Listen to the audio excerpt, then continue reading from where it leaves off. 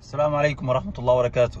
بداية الدوري المصري اليوم مع نادي الزمالك، مباراة نادي الزمالك ومباراة سيراميكا، النتيجة 2-0 لنادي الزمالك.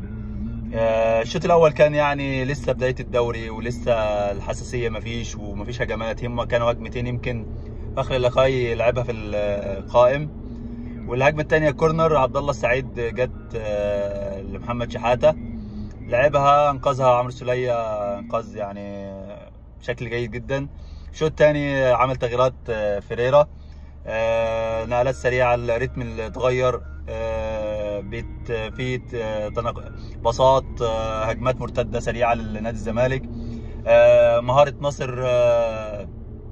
ناصر ماهر خلصت الهدف الاول. يمكن يا جماعه بنفتقد في الدوري المصري الاجنحه السريعه اللي هي بتخلص، زي فينيسيوس، امبابي، الناس الاجنحه اللي هي السريعه المهاريه اللي بتخلص.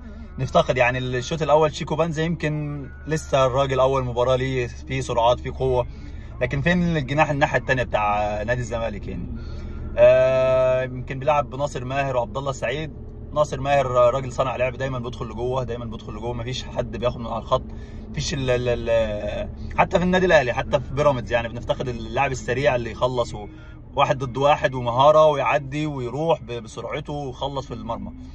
الجون الثاني يمكن مجهود محمد شحاته، يخلص يعني يتوج مجهود زي ما بيقولوا، ضغط، قطع الكوره، لعبها من نص الملعب، رؤيه، شايف محمد بسام كويس. بدايه مبشره للدوري المصري، بدايه مبشره لنادي الزمالك. لعيبه نوعا ما من اول مباراه، لعيبه كويسه. شيكو بنزا الفلسطيني يعني لسه ما حفظتش اسمائهم الصراحه، ولكن بدايه مبشره والف مبروك لجماهير نادي الزمالك. لكن الشوط الاول ما كانش فيه هجمات كتيره، الشوط الثاني كان فيه تغييرات كتيره وسرعات ومرتدات.